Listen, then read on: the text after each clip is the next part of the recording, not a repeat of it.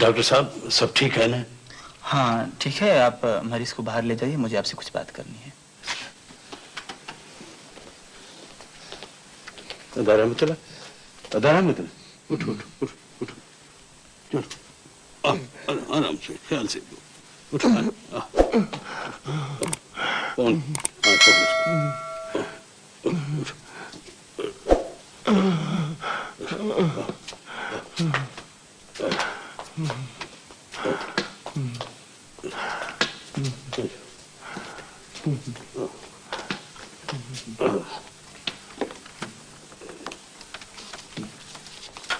इधर बैठ जाओ।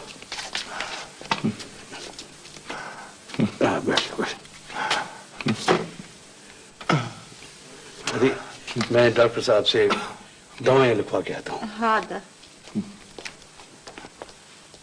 डॉक्टर साहब खैर तो है? हाँ खैर तो है, मरीज को कराची ले जाना पड़ेगा। कराची ले जाना पड़ेगा? फिर क्यों डॉक्टर साहब? इसलिए कि ये शहर छोटा है और बीमारी शहर से बड़ी है। डॉक्टर साहब वहां तो बहुत खर्चा आएगा। क्या करें, अपने यहाँ इंसान सस्ता और इलाज महंगा हो गया है। डॉक्टर साहब हम बहुत गरीब लोग हैं। गरीबों के लिए तो इलाज महंगा हो गया है, अमीरों के लिए तो कुछ भी महंगा नहीं होता। उनके लिए तो हर चीज सस्ती है। पैसे का कद इंसान की जिंदगी से बढ़ गया है मेरे भाई। इसका मतलब है कि यहाँ कुछ भी नहीं हो सकता? नहीं, यहाँ कुछ भी नहीं हो सकता। जनाब मरीज को देखने की फीस कितनी हुई? मेरे भाई जब मैं बीमारी का इलाज नहीं कर सकता तो फीस किस बात की लूं? डॉक्टर साहब दूसरे डॉक्टर तो देखने की भी फीस लेते हैं। वो मरीज को देखने की फीस नहीं लेते, अपने पेट और अपने जेब की बीमारी की फीस लेती हैं। उनकी अपनी जेब हर वक्त बीमार रहती है। मैं उन डॉक्टरों में से नहीं हूं। मैं तेरी बात समझा नहीं डॉक्टर साहब। नहीं समझो तो अच्छी बात है। फिर क्या करें? मैंने कहा ना, मरीज को कराची ले जाइए। ठीक है डॉक्टर साहब।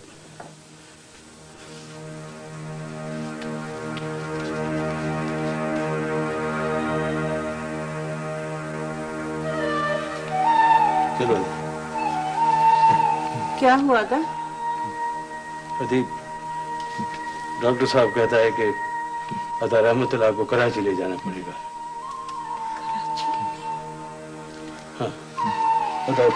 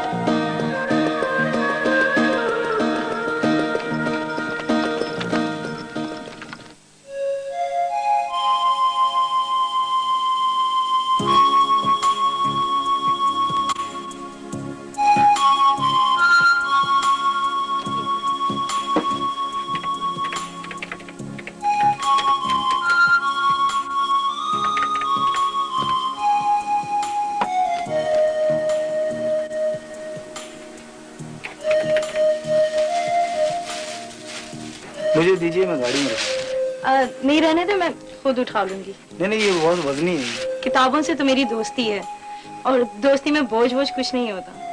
वेलकम।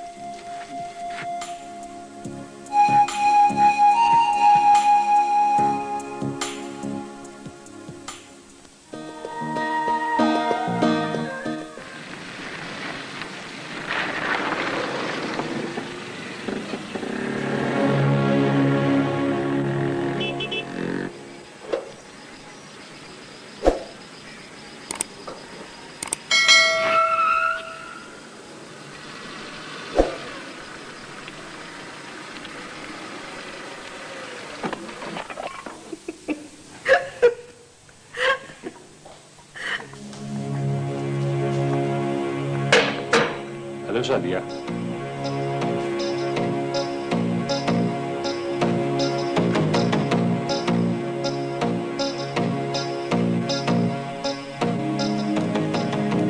क्या?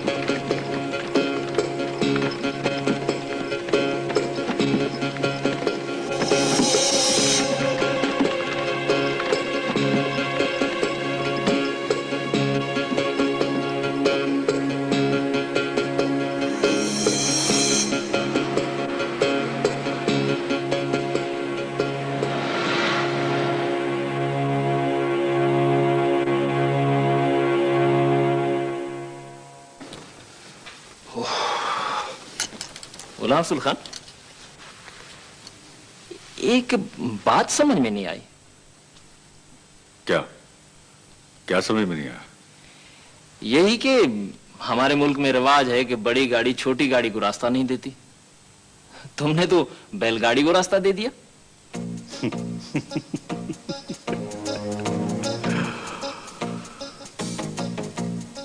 मैंने बैलगाड़ी को रास्ता नहीं दिया हारून। मैंने बैलगाड़ी में बैठे हुए सोने सोने लोगों को रास्ता दिया है। क्या मतलब? तुमने देखा नहीं कि बैलगाड़ी में रहमतुल्लाह की बेटी जरीना बैठी हुई थी?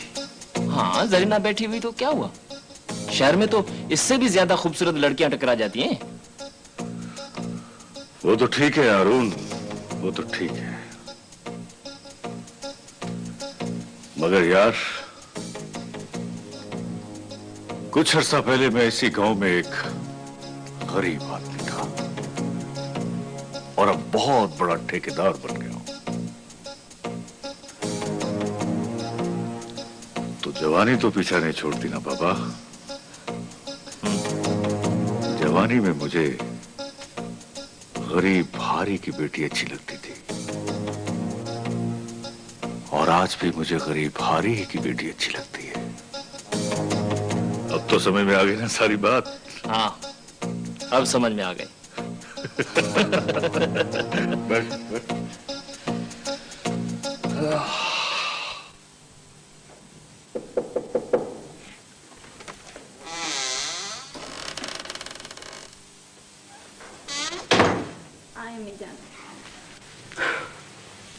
बैठो। सादिया जी बेटा, आज मुझे तुमसे एक बात करनी है। बोले। आखिर तुम्हें क्या हो गया है? मुझे?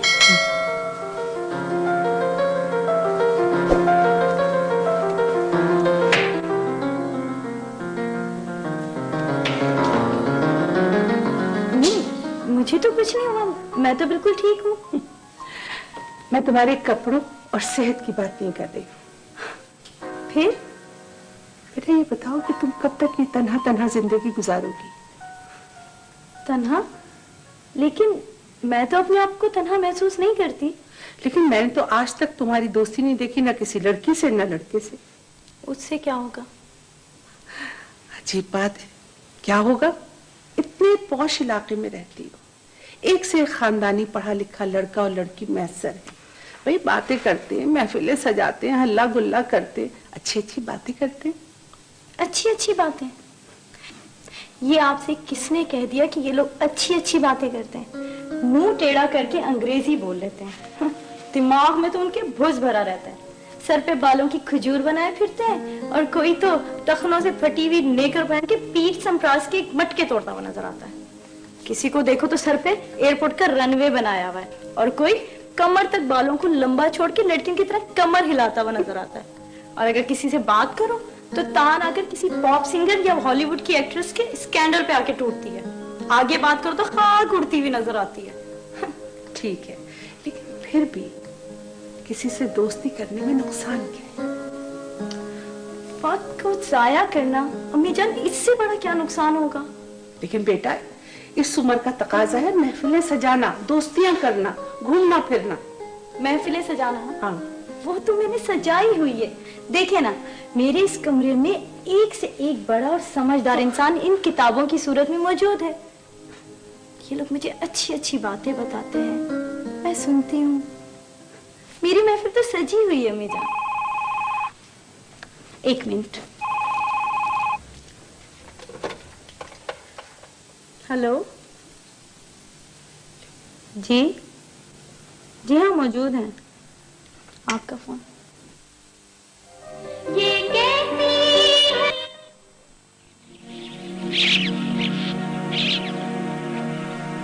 कैसी है? जी अदी, क्या होगा? बस अदी कुछ न कुछ तो करना पड़ेगा। इलाज के लिए इतने सारे पैसे आएंगे कहाँ से?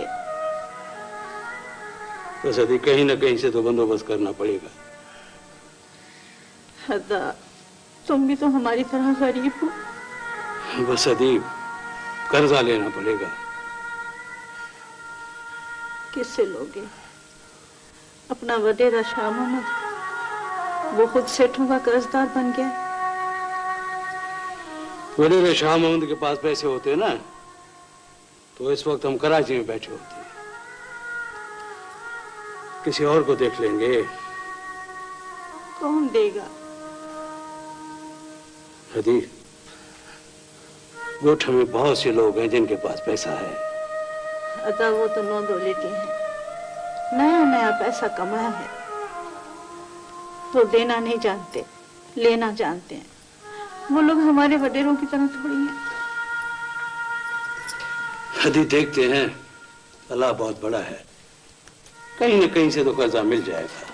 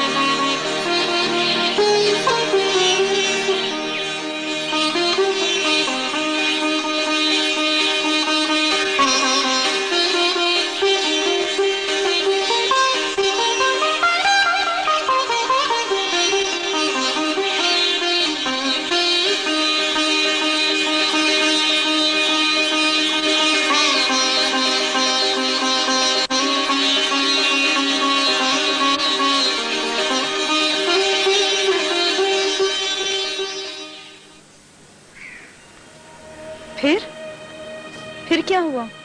फिर का होना था बिटिया, ए जो मुझे टिब्बी न टिब्बी, ए मरज हम गरीब लोगों पर ही हमला करे और फिर एक एक करके सबको निकल जावे। बस इसी तरियो बिटिया, एक एक करके सब जने चल बसे और माँ निगोड़ी जिंदा रह गई। नसीबा तो मटके की तरियो फुटे, ना बचे मटका और ना बचे पानी, बचे तो मारी जैसी ठीकरी बचे। मारी जैसी ठीकरी बचे।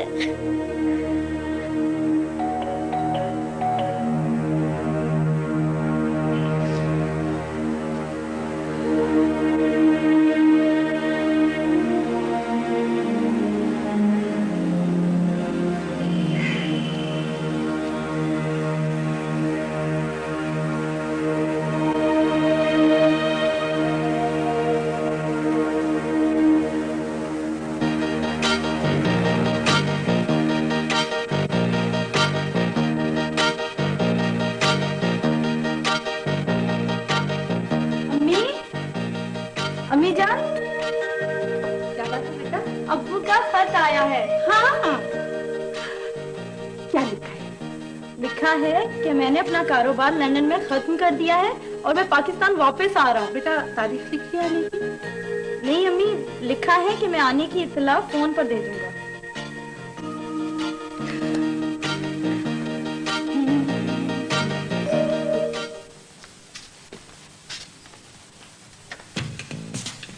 यार, she is so attractive, you can't believe it.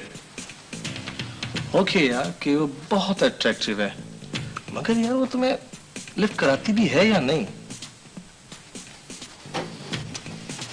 यार अभी तो वो मुझे लिफ्ट नहीं करा रही। फिर कब लिफ्ट कराएगी? यहाँ ऐसी लड़की को ट्रैप करने के लिए थोड़ा टाइम चाहिए होता है। अगर वो ट्रैप ना हो सकी तो फिर? वो तो क्या, उसका बाप भी ट्रैप होगा। You know, I'm a tough guy like a twister. I can do anything under the sky. और घी अगर सीधी उंगली से ना निकले तो मुझे टेढ़ी उंगली से निकालना आता है। और ऐसी लड़की को ट्रैप करना मेरे बाएं हाथ का खेल है।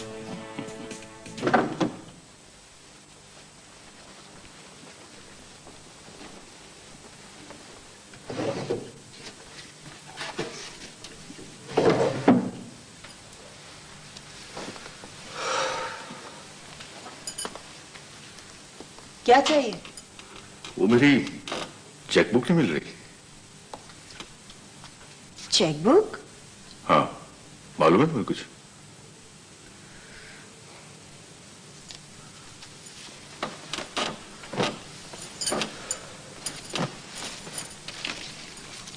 ये ले। हाँ ठीक है, चलता हूँ।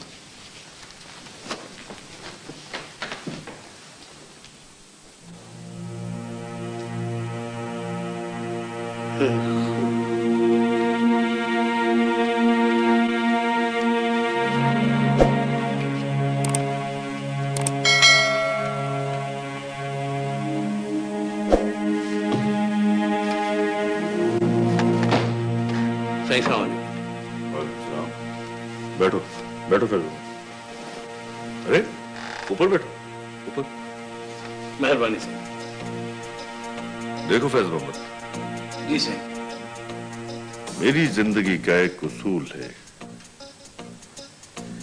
कि ना मैं कभी किसी को कर्ज देता हूं और ना किसी से कर्ज लेता हूं। वो तो ठीक है सही, पर बीमारी की मजबूरी है। मेरी बात गौर से सुनो। सही। ये जो अपना यार है ना हारून,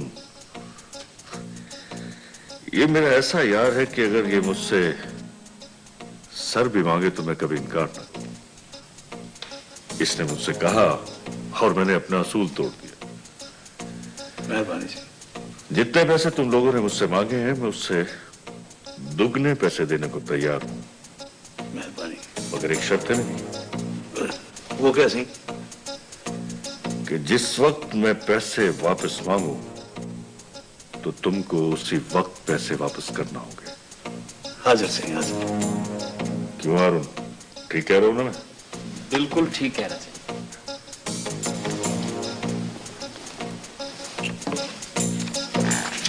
हाँ, 20,000 लिख दो। हाजिर।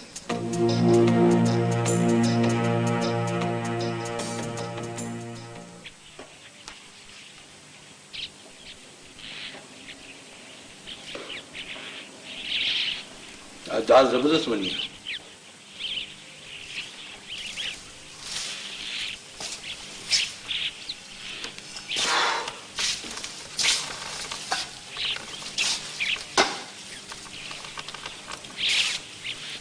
हुआ कोई बंदोबस्त?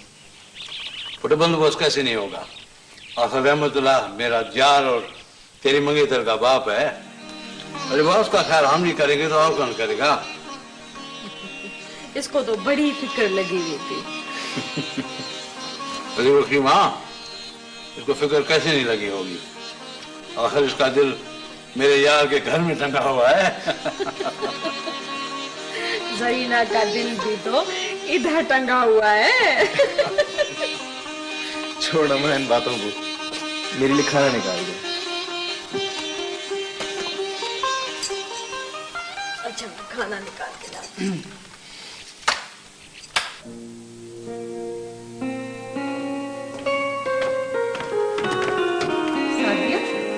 जी अम्मी।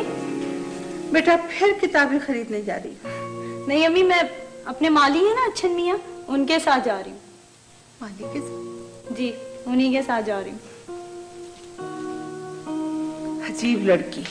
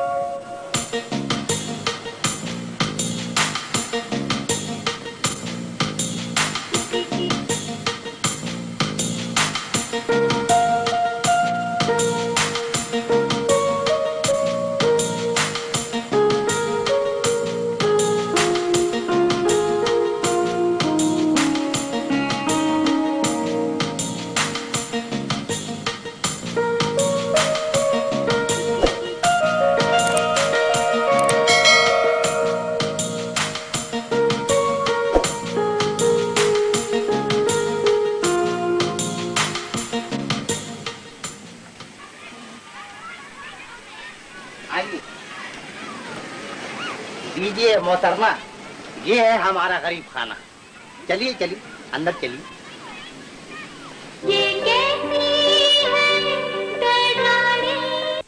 अम्मी को बताएंगे। जाहिर है, जिसके साथ सारी जिंदगी गुजारी है और आगे भी गुजारनी है, आपने उसी को बताना है। हाँ जी, ये ले बात करें। थैंक यू बेटा। हेलो, कब आ रहे हो? इतनी देर के बाद? हाँ मैं लिखती हूँ, बताओ। हाँ हो गया। सिकंदर कौन? जमींदार का बेटा है, पोस्ट ग्रेजुएशन करके आ रहा है। हाँ हाँ क्यों नहीं, तुम्हारा और तुम्हारे नौजवान दोस्त का जरूर ख्याल रखेंगे। बस जल्दी आओ। अच्छा, खुदा हाफिज। कब आ रहे? 10 मिनट बाद।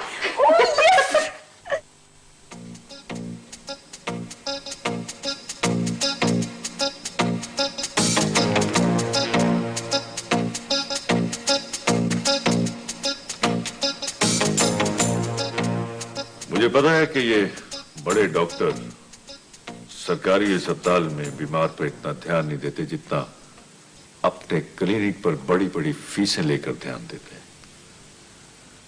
हारून जी सर। चाचा रहमत की बीमारी पर जितना भी खर्च आए मैं देने के लिए तैयार हूं, लेकिन कोई कसर बाकी ना रह जाए। हिसाब बाद में कर लेंगे।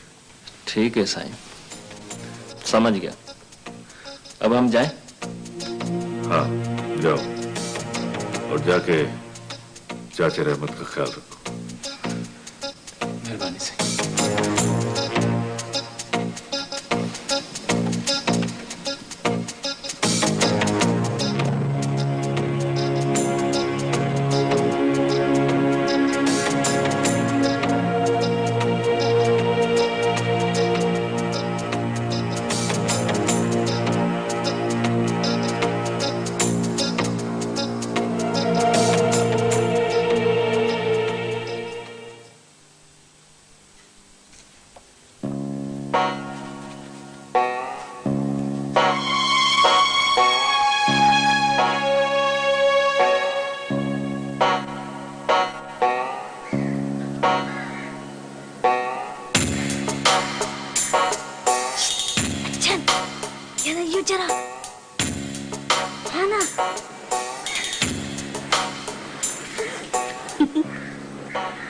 क्या बात है?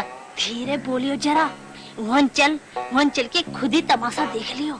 चलें देख लेते हैं। चलना।